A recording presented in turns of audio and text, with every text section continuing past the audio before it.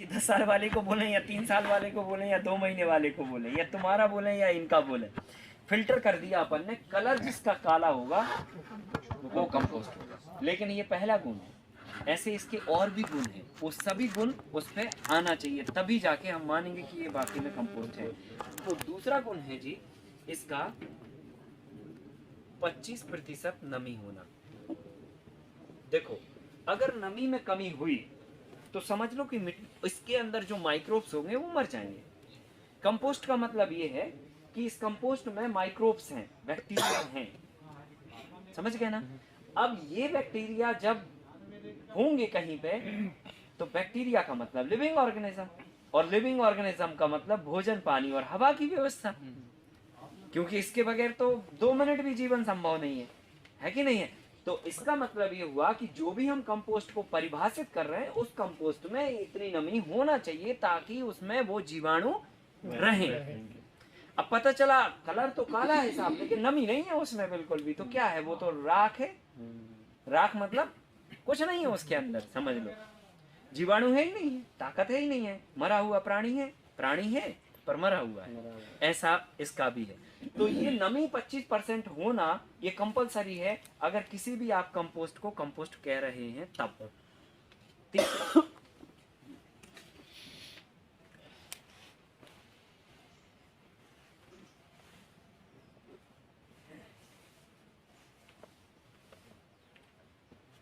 वजन में हल्का होना चाहिए, ये तीसरा गुण है उसका। जैसे आप कोई भी मैटर को, मैटर मतलब जिससे कंपोस्ट बना रहे हैं, तो मैटर क्या क्या हो सकता है, गाय का गोबर, गधे का गोबर, घोड़े का गोबर, भैंस का, बैल का, है ना, मुर्गी का, बकरी का, कचरे का, प्रेस मड का, है ना, जो भी है, हरा किचन वेस्ट का, सबका, ये हो गया रॉ मटेरियल। अब इस रॉ मटेरियल से कंपोस्ट बनना है, ठीक है कि नहीं। तो जब रॉ मटेरियल आप पकड़ोगे किसी भी चीज का, ऐसे आप कैसे निर्धारित करोगे, तो आप अपने हाथ को ही निर्धारित कर लो साहब, कि मान के चलो उदाहरण के तौर पे हमने इतना हाथ में गोबर लिया, गोबर ताजा है, अब इतने हाथ में जब हम कंपोस्ट लेंगे तो दोनों में कितना अंतर है। तो इतने हाथ में जब आप गोबर लोगे तो वजन लगेगा आपको 1 किलो आ जाएगा, और इतने ही हाथ में जब आप कंपोस्ट लोगे उसी मटेरियल का बना हुआ, उसी गोबर का बना हुआ, तो 250 ग्राम आएगा। पूरा भर लो तो भी 250 ग्राम। मतलब कोई भी कंपोस्ट हुआ पदार्थ वजन में हल्का होना चाहिए। अगर वो वजन में भारी है, इसका मतलब वो अभी पदार्थ स्थिति में है, कंपोस्ट की स्थिति में नहीं है, ठीक है। तो तीसरा इसका गुण है वजन में हल्का होना। और चौथा साहब इसका गुण है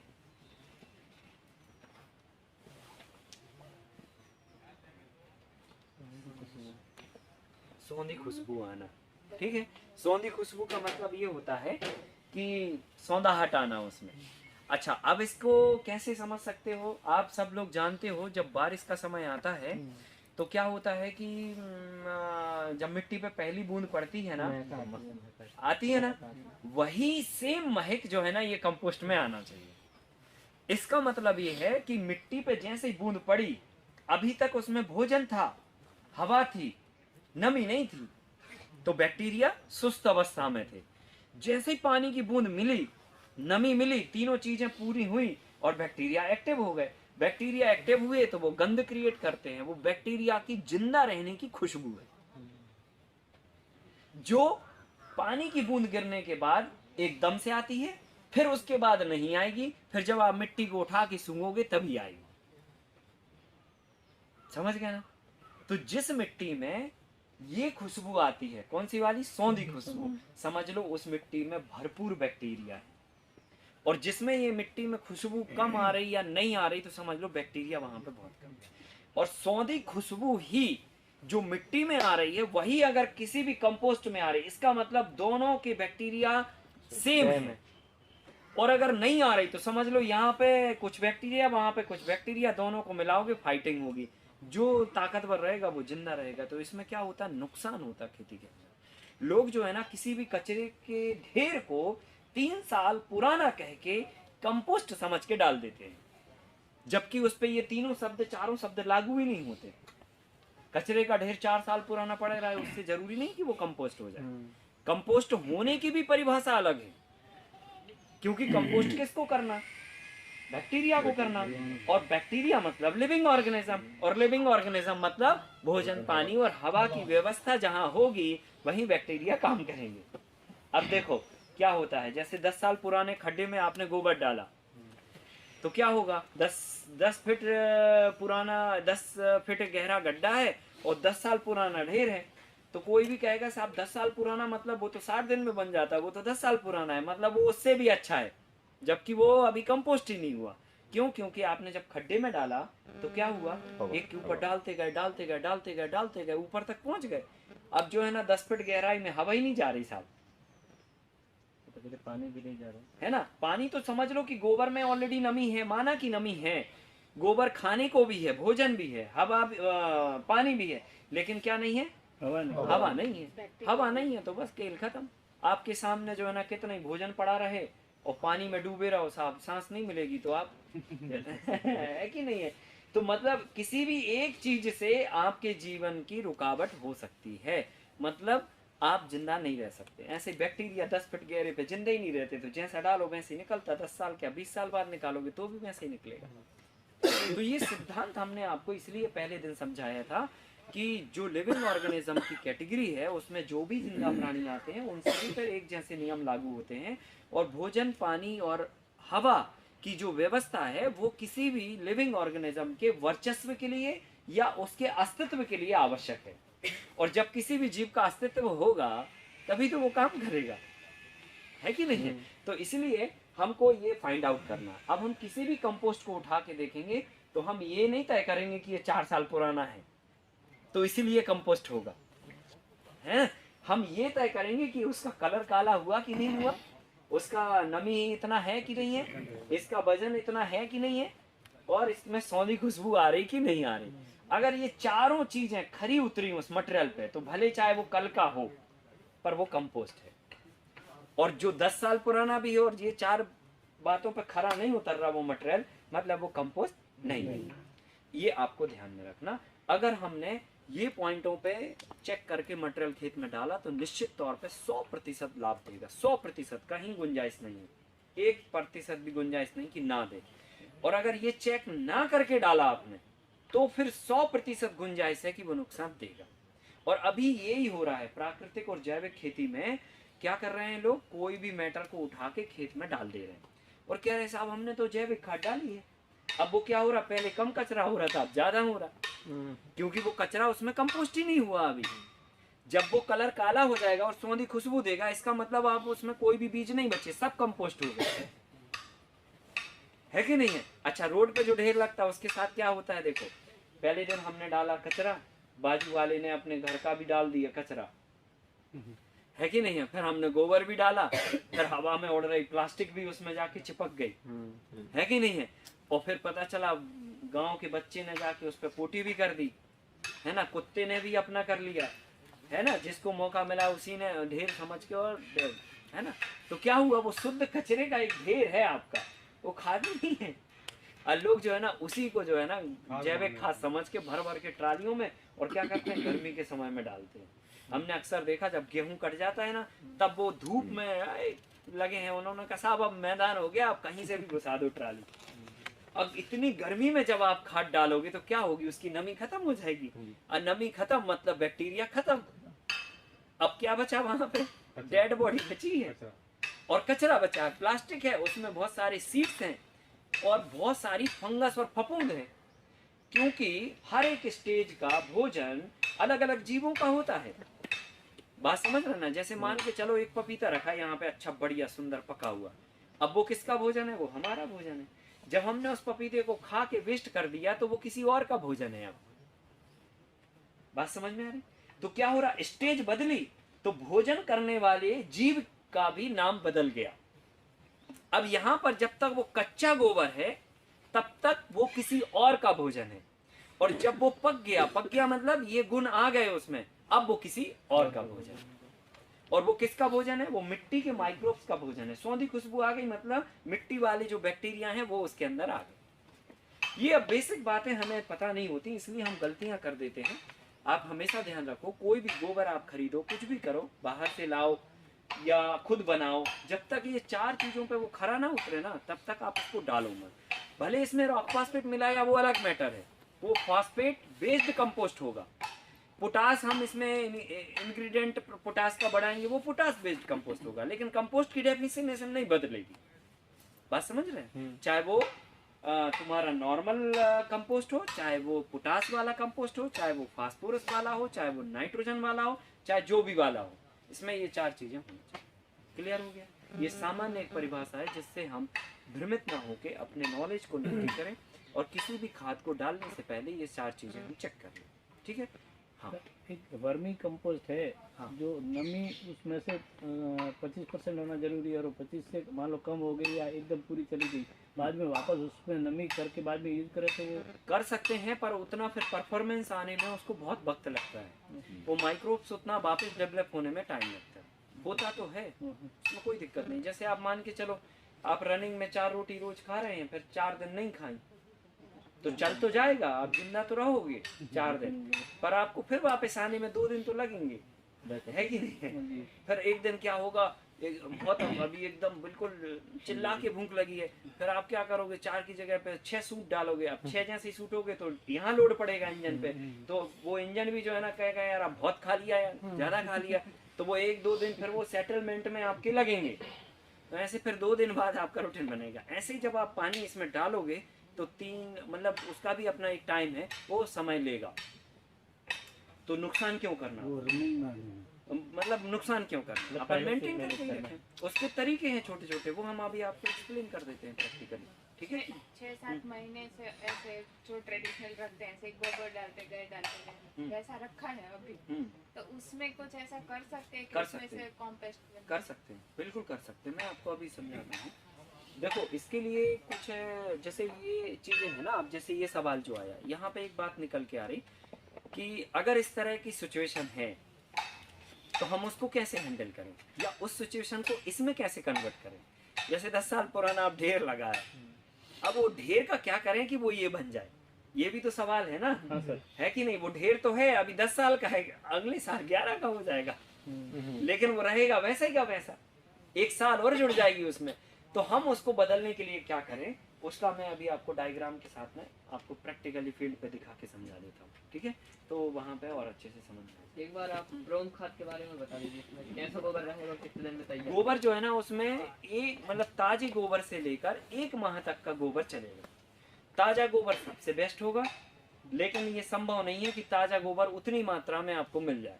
हाँ, कोई के पास 100 गाय है तो बात अलग है कि हाँ भाई ठीक है, एक दिन में ही 2 ट्राली हो गया, लेकिन कोई के पास 2 ही गाय हैं और 1 एकड़ 2 एकड़ जमीन है।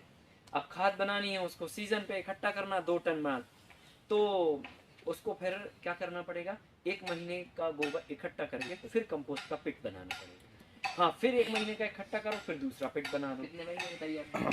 तैयार लगभग वही, अगर आप कंडीशन बनाने की कंडीशन को आप सही शॉर्ट रखोगे, मतलब कंपोस्ट बनाने का तरीका है, वो तरीका अभी हम आपको दिखा रहे हैं और समझा रहे हैं। उस तरीके से अगर बनाते हो तो 60 दिन या मैक्सिमम 90 दिन की प्रक्रिया है ये, किसी भी कंपोस्ट को बनाने की, चाहे वो कचरे का हो, चाहे वो गाय घोड़ा गधा भैंस बैल का गोबर हो, या मतलब सिटी वेस्ट हो, या प्रेस मड का कंपोस्ट हो, या अपना किचन वेस्ट हो, any type of waste biodegradable matter को हम एक विधि के माध्यम से 1 से 2 महीने के अंदर बना सकते हैं। सॉरी, 2 से 2.5-3 महीने के बीच में बना सकते हैं। 60 से 90 दिन के बीच में बनता है।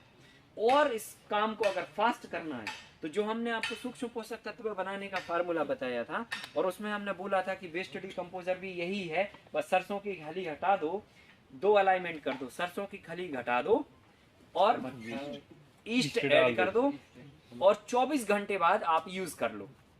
उसको 5 दिन बाद यूज करना है सूक्ष्म पोषक तत्व को।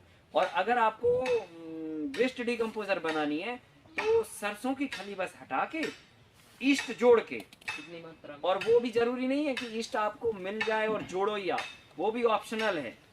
अगर मिल गया तो जोड़ दो, नहीं मिला तो उड़द दाल, मतलब 4 चीजें बस रहने दो। और उसको 24 घंटे के लिए एक मिश्रण में कपड़े से बांध के रख दीजिए आप। 24 आवर बाद वो वेस्ट डिकम्पोजर बन गया। आप ज्यादा पानी मिला के और जहाँ पे आप ये बना रहे हैं, कंपोस्ट कर रहे हैं, वहां पे जाके आप छिड़काव कर दीजिए। वो जाके 45 दिन में क्या होगा, डिकम्पोज हो जाएगा। तो जो काम 90 दिन में होगा वो 45 दिन में हो जाएगा आपका। ऐसा हो सकता है, इतना काम अपन कर सकते हैं। ईस्ट कितनी मात्रा में डालते हैं? ईस्ट 1 किलो डालना उस सॉल्यूशन में, और जो वो सॉल्यूशन बनेगा 20 किलो और 2 किलो वाला, वो सारा सॉल्यूशन 2000 किलो मटेरियल के ऊपर लागू होगा। ठीक है, 2000 केजी मटेरियल मतलब एक ट्रॉली मटेरियल के ऊपर आप वो छिड़काव करके उसको जल्दी फास्ट कंपोस्ट करने के लिए कर सकते हैं। क्लियर हो गया? तो ये एक छोटी सी बात थी जो कल वाले सत्र से रिलेटेड ही थी, और इसके साथ ही वो हमें एक्सप्लेन करना था आपको, लेकिन कल नहीं हो पाया, इसलिए हमने आपको ये आज एक्सप्लेन कर दिया। अब इसका हम प्रैक्टिकल इसका और कंपोस्ट बनाने का तरीका वो आपको दोनों दिखा दे रहे हैं, और सेकंड हाफ में हम लोग प्रैक्टिकली पोटास बनाना भी सीखेंगे। ठीक है, पोटास का हम कैसे फार्मूले से, किस फार्मूले से हम ज़मीन की पूर्ति करें, वो बहुत इम्पोर्टेंट है। तो वो भी हम आज प्रैक्टिकल सत्र में सीखेंगे। ठीक है, हाँ जैसे वजन में जो 25% नमी है, हाँ कंपोस्ट अपना तैयार कर लिया सब, अब आया पैकिंग का समय, पैकिंग करके रखते हैं, लेकिन नमी तो कमी होती जाती है। सही सवाल तो किया उसके आपने। लिए क्या करें कि वही हम आपको अभी बरकरार रहे? प्रैक्टिकली वही नहीं, दिखा रहे हैं। पैकिंग में पैकिंग करनी नहीं है आपको, पैकिंग करनी नहीं है। किसी भी जैविक खाद को बनने के तुरंत बाद पैक मत करिए। खुले रहने दें। हाँ, उसका नियम है कि जब वो बिकने पे ऑर्डर में आया उसके एक दिन पहले आप पैकिंग करिए, क्योंकि आप पैकिंग करके रखेंगे तो निश्चित तौर पे नमी उसकी कम होगी।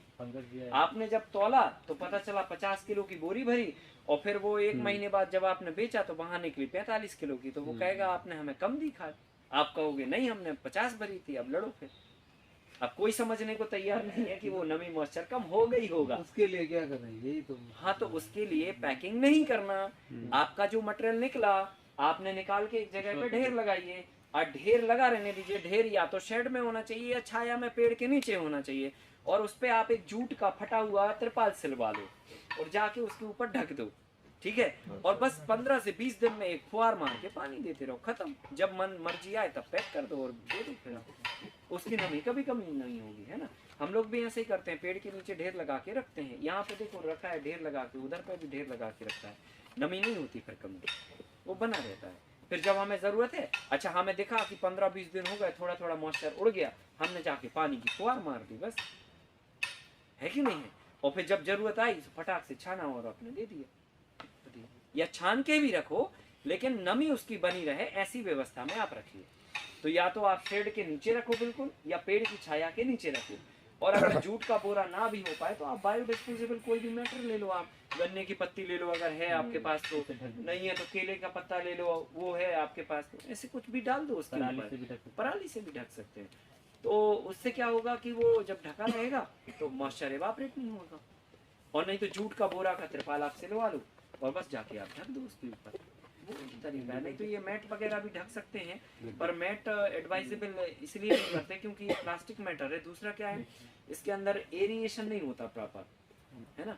तो जूट का बोरा प्रॉपर रहता है, या कपड़ा वगैरह भी फटा बटा बहुत होते हैं, अपने घर में होते हैं, फाड़ फूड़ के सिल दो उसका बना हाँ कोई भी चलेगा, 2-3 साड़ियों को सिल के आपस में वैसे कर दो सर। हाँ जो हमारा जो रॉक फॉस्फेट जो खाद है, हाँ कुछ ऐसे बनाने का एक है ताजा गोबर, एक होता है 1 महीने पुराना गोबर। हाँ। तो जो हमारा ताजा गोबर उसका प्रोसेस क्या है, और जो हमारा दोनों का प्रोसेस एक ही है। दोनों को मिक्स करके आपको कम से कम 1 महीने तक रखना है। 1 दिन का रहे चाहे 30 दिन का रहे। हाँ, 1 महीने तक जब तक गोबर रॉक फॉस्फेट के साथ में नहीं रहेगा तब तक उसकी सॉल्युबिलिटी प्रॉपर नहीं होएगी, दोनों मतलब मिक्स नहीं हो पाएगा, मिक्स नहीं हो पाएगा, है ना। तो वो चाहे 1 महीने वाला पुराना हो आपका मटेरियल या फिर तुरंत का ताजा हो, गोबर को रॉक फॉस्फेट के साथ में 1 महीने रहना जरूरी है। हाँ जरूरी है वो, तभी जाके उसका मतलब रिजल्ट अच्छा बनेगा। ऐसा चलिए आइए आपको हम प्रैक्टिकल कराते हैं, ये दिखाते। व्यवस्था करनी है और कुछ नहीं करना आपको, फिर बाकी काम बैक्टीरिया अपने आप करेगा। ना वो आपसे घड़ी पूछेगा कि साहब हम शुरू कर दें, और ना ही वो बंद करेगा कि साहब आप थक गए हम बंद कर दें, है कि नहीं। वो नॉन स्टॉप काम करने वाला प्राणी है, ठीक है। हमें क्या करना है, हमें उसको एक व्यवस्था देनी है जिस व्यवस्था में उसको ये तीनों चीजें मिलती जाएं। हमने एक डायग्राम बनाया, लिखा है गाय के गोबर से जैविक खाद बनाने का, पिट निर्माण का तरीका। इसमें हम क्या करते हैं, पहले तो चौड़ाई का ध्यान रखो, आप 4 फीट से ज्यादा चौड़ा मत लो, ठीक है। लंबाई में आप 10 से 15 फीट एक एवरेज लंबाई ले सकते हैं, लेकिन आप ज्यादा भी इसको बढ़ा सकते हैं। लंबाई में कोई मतलब ये नहीं है कि नहीं इतना ही होना चाहिए, इससे ज्यादा नहीं होना चाहिए। और दूसरा काम क्या करना है, इसकी जो हाइट है ना, वो लिखा हमने जमीन से बेड की सेंटर की हाइट, सेंटर मतलब जो मिड होगा उसका खड्डे का, उसका सेंटर 2 फीट होना चाहिए। तो 2 फीट हमको ये हाइट रखनी है, 4 फीट यहाँ से हमने चौड़ाई रखनी है, और 10 से 12 फीट 15 फीट तक अपनी लंबाई रखनी है। ऐसे करके ये हमको पिट बनाना। अब पिट का मतलब ये नहीं हुआ कि आपको कंक्रीट का कोई जाल बनाना, पिट का मतलब हुआ कि इस शेप में, मतलब इस आकार में आपको वो मटेरियल डालना है, ठीक है। जैसे मान के चलो हमने कोई भी गोबर पचानी है फॉर एग्जांपल, तो हमने क्या किया, गोबर को ही 4 फीट चौड़ा, 2 फीट ऊंचा और 10 से 12 फीट लंबाई में उसको रखा, ठीक है कि नहीं। वो बोलने का मतलब है उस शेप में आपको ये मटेरियल को रखना है। फिर क्या करोगे आप, इसी बेड पे 10 से 15 दिन में, जैसे हमने आपको बताया था कि अगर गोबर और रॉक फास्फेट को हमने मिला के रखा फॉर एग्जांपल, तो हम क्या करेंगे कि 15 दिन में पहले एक गौमूत्र का मार दिया हमने, फिर एक 15 दिन में हमने मार के थोड़ा सा फावड़े से वहीं के वहीं ऐसे ऐसे ऐसे ऐसे कर दिया, ताकि एरिएशन प्रॉपर और अच्छे से हो जाए। 2 फीट से ज्यादा हाइट लेने पे एरिएशन प्रॉपर अंदर तक नहीं जा पाता, हवा अंदर तक नहीं जा पाती, इसलिए 2 फीट से ज्यादा गहराई अपन नहीं रखते। 4 फीट से ज्यादा चौड़ाई नहीं रखते, कारण क्योंकि साइड से जो हवा जाती है वो 2 फीट अंदर तक यहाँ से जा सकती है और 2 फीट यहाँ से फोर्स कर सकती है। हवा का जो पर्कुलेशन का जो पावर होता है वो 2 फीट तक होता है ना। इसलिए हमने 2 फीट का गणित पूरा बिठाया, हाइट 2 फीट रख दी, चौड़ाई 4 फीट रखी, तो इधर से भी जाएंगे तो 2 फीट कवर होगा, इधर से जाएंगे तो 2 फीट कवर होगा, ऊपर से आएंगे तो 2 फीट कवर होगा। इसलिए वो 2-2 फीट का सेटिंग इसमें 4 बाई 12 बाई 15 बाई 2 में अपना बैठा डायग्राम। ऐसे करके आप पिट बनाइए, इसके ऊपर आप जूट का बोरा ढकिए, नारियल के पत्ते ढकिए, खजूर के पत्ते ढकिए, केले के पत्ते ढकिए, पपीते का, कोई भी आपके पास ऐसा वेस्ट हो ना, तो वो आप इसके ऊपर कवर कर सकते हैं ताकि मॉइस्चर इसका प्रॉपर बना रहे, ठीक है।